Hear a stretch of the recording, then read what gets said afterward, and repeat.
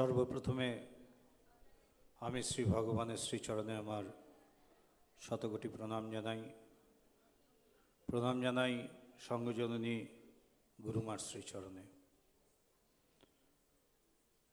সামনে উপস্থিত সমস্ত ভক্তমণ্ডলীকে আমার আন্তরিক শুভেচ্ছা, কৃতজ্ঞতা ও নববর্ষের শুভেচ্ছা।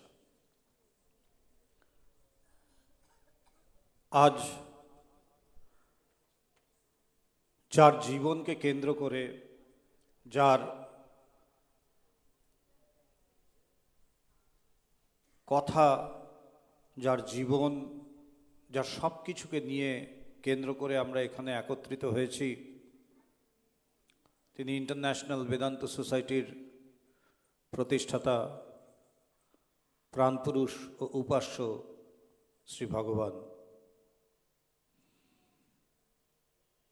আজ সকালেই আমরা সবার শেষে ভগবানের একটা বক্তৃতা আমরা শুনলাম।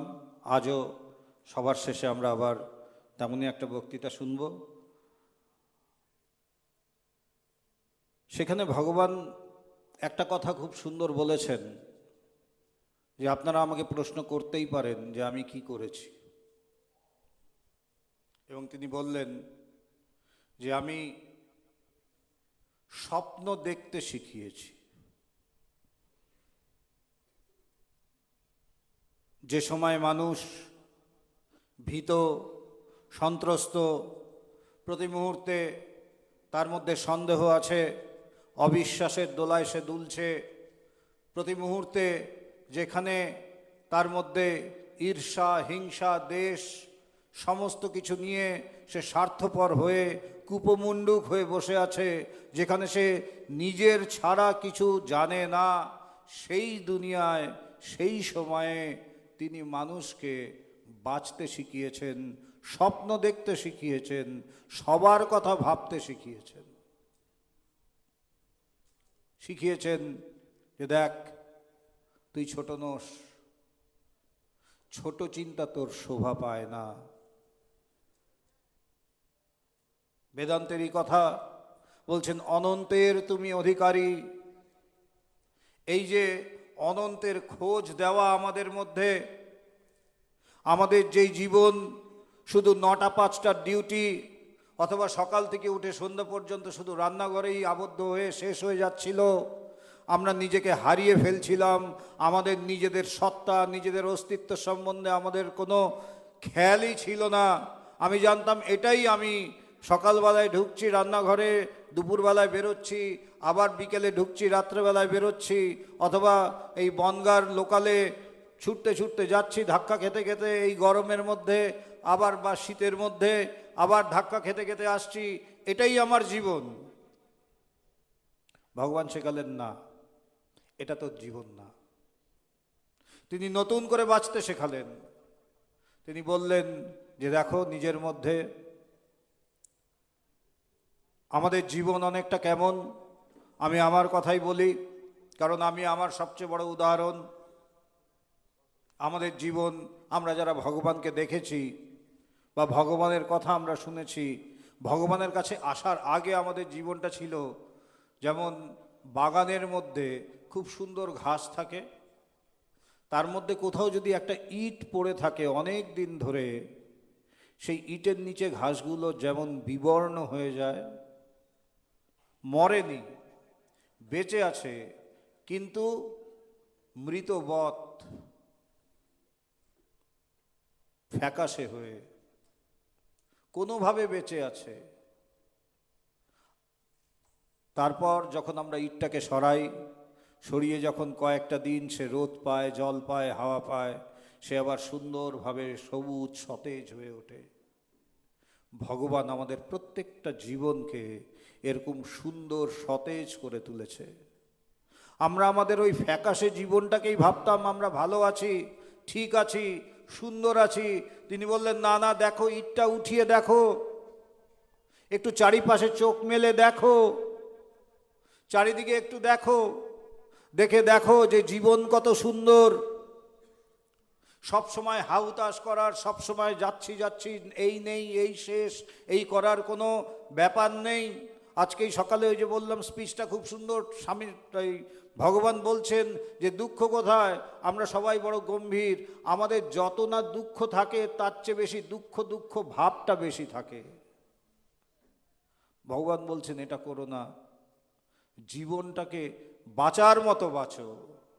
এবং তিনি নিজের জীবন দিয়ে সেটা দেখিয়ে গেলেন কিভাবে বাঁচতে হয়, মানুষ কোথা থেকে কোথায় যেতে পারে। আমরা জানি ভগবানের জীবনে আজকে আমরা দেখছি আমাদের সামনে আজকের এই যে বছর, গত বছর যে গেল, আজকে তো 2025, 2024-এ এক বছরে বেদান্ত সোসাইটি শুধু বিদেশেই 3টে নতুন সেন্টার করেছে। একটা লন্ডনে, যারা বসে আছে, যাদের একটু আগে আমরা গান শুনলাম, অলিভিয়া অথবা ব্রহ্মচারিণী জাহ্নবী মা, যারা লন্ডন থেকে এসছে। নেদারল্যান্ডসের থেকে এসছে আমাদের প্রভামা, সেখানে নতুন একটা সেন্টার হয়েছে। জাকার্তাতে, ইন্দোনেশিয়াতে, বালিতে, সেখানে নতুন একটা সেন্টার হয়েছে। এক বছরে 3টে সেন্টার হয়েছে।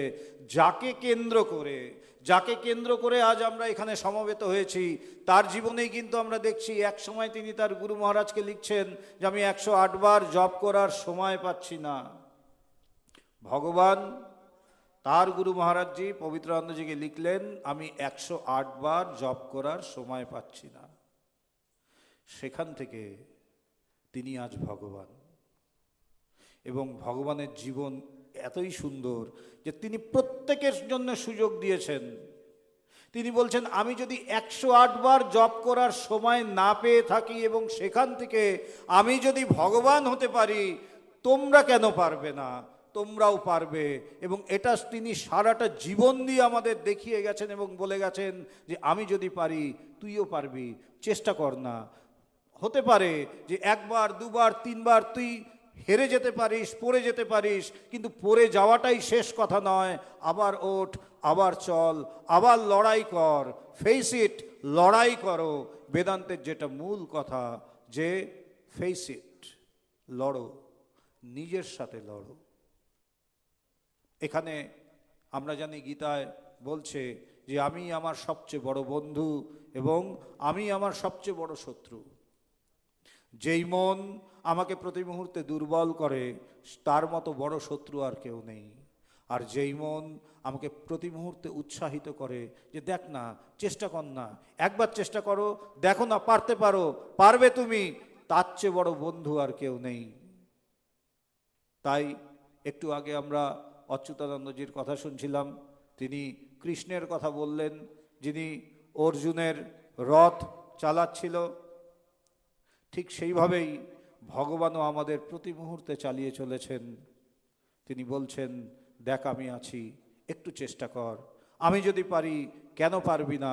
ভেঙে পড়ার কোনো ব্যাপার নেই, শেষ হয়ে যাওয়ার কোনো ব্যাপার নেই, লড়াই কর। এবং ভগবান একটা কথা আরো বলতেন, জিততে তোমাকে হবেই। বলছে যখন খেলতে নেমেছো, খুব ভালো খেললে, হেরে গেলে হবে না।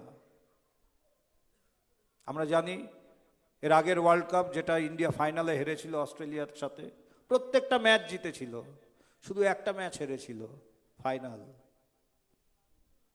সেটার কোনো দাম নেই, কিন্তু আমাকে যেভাবেই হোক জিততে হবে। আমি ভগবানকে নিয়ে সাথে চলেছি, আমাকে জিততে হবে। আজকে কৃষ্ণ যদি না জিততেন, অর্জুন যদি না জিতত, আমরা গীতা পড়তাম না, তাহলে আমরা গীতা পড়তাম না।